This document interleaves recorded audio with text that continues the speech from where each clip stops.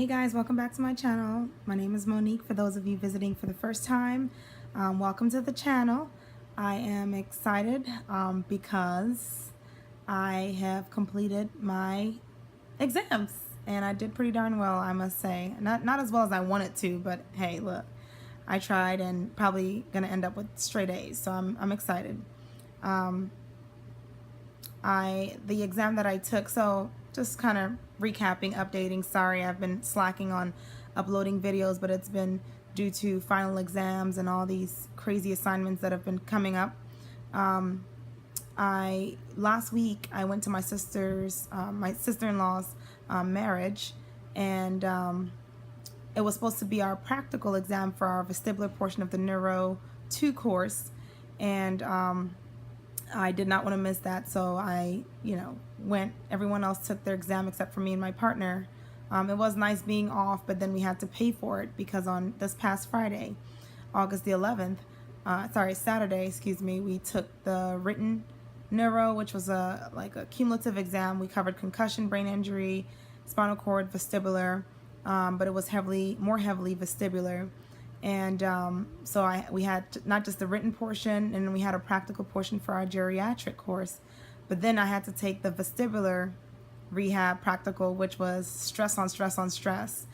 Yeah, it was pretty stressful. My daughter turned 5 on Friday, so that was pretty exciting.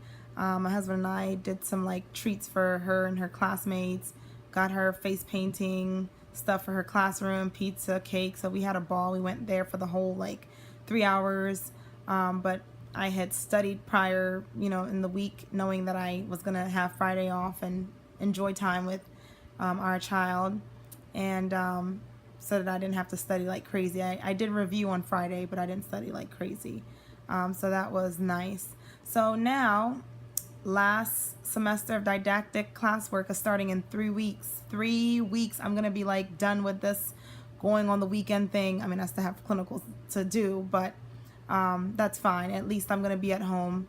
By the way, for people going PTA to DPT, I don't know about everyone else. If any of you are going through or know someone that has gone through, it'll be interesting to see what people thought about their clinical experiences. I loved my clinical rotation, the first one as a DPT, but it just I've been working in this field for about 8 years, and it sucks that I'm used to treating and giving interventions, and yet when I go to clinicals, I have to kind of be brand new in a way. I mean, evals, trust me, I'm still learning a lot. I'm learning what kind of data to collect, what kind of information I need to focus on, so that I'm efficient, but then I address the needs of my patient. So that's pretty interesting. But then again, you pay to work. Doesn't that suck? And you don't get paid. You pay to work and you don't get paid, and you have to kind of endure for those weeks. But again, I enjoyed my clinical rotation. It's just, I guess, being a PTA, that's my bias. I'd probably rather take exams all day, as crazy as that sounds, but then again, it's a nice learning experience, especially getting more hands-on exposure with assessing patients and stuff, so that's kind of nice. So again, next semester is the last semester. We're taking prosthetics and orthotics, musculoskeletal 3, wound care or wound management. I have advanced topics in physical therapy, and I think one more course, but I don't know, could be blanking out. And I have senioritis has been serious lately, y'all. I am done. I used to be so into everything, but my classmate has been the one keeping me on my feet, making sure, he's like my brother, but making sure that I'm on task with everything that I need to be. So this video is just kind of updating, just letting you guys know what's going on. So the summer's coming to an end. I don't know how you students out there are holding up. For people that are trying to apply to either PTA or DPT, just make sure that you kind of sit back and assess, is this really what you want to do? Obviously, part of getting into a PTA or DPT program are observation hours, so make sure that you don't just go and observe treatments but you actually like gauge and see like, is this what you want to do? Because not everything is for everyone.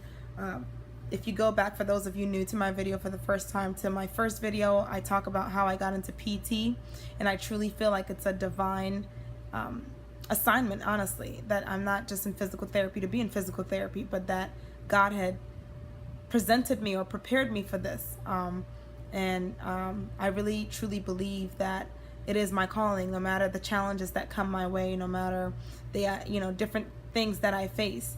But I believe that it's my calling, and I am ready to take it by storm. So check and see that it's really what you want to do. For those of you using PTCAS, my quick advice is, look at the schools that you want to go to. Look at the culture, not just like the school, but look at the culture. Look at the schedule. Like, are you a Monday through Friday kind of person?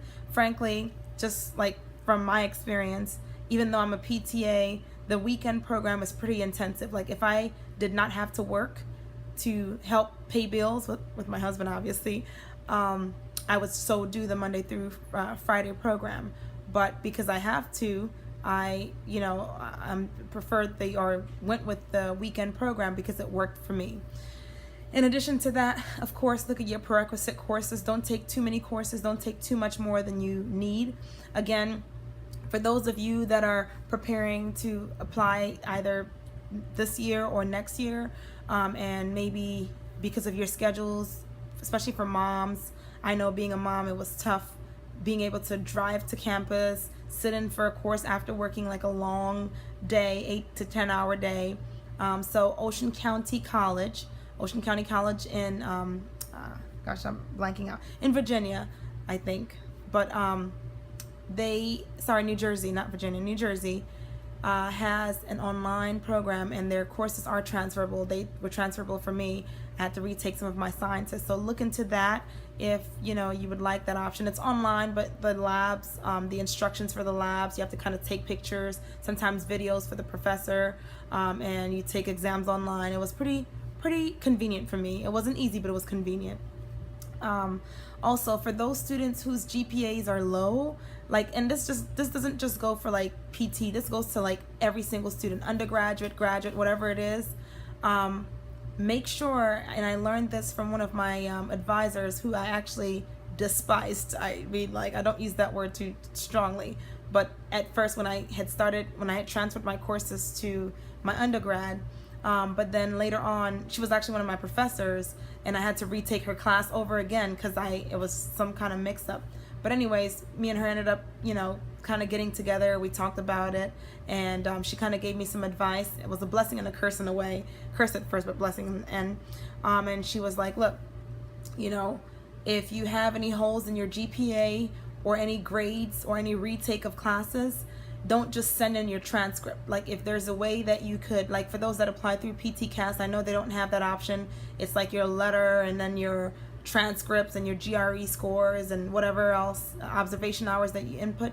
But if you could send some information to the school, like a separate letter, kind of writing out like what caused, especially if it was something like, hardship, I don't know, anything relationship related, hardship, death in the family, maybe some kind of stressor that affected you, write it and explain, put the semester that it happened, put the grade, put the reason why, because unfortunately, as I had mentioned previously in my previous video, PTCAS does not fully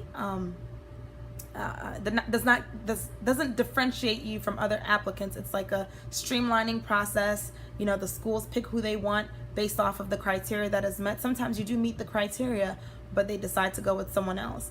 And that's why I think I'd mentioned in my other video that I chose not to, I only did like a few schools at PTCAS, but then after that I realized the ones that have direct admission processes were the ones that were better, that I actually got to advertise myself to.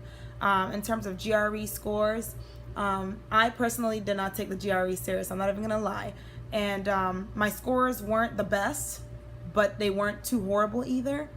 And probably, if I was to like go based off of the PTCAS schools that I applied to, I would say maybe like 50% would not have taken me because of my GRE scores.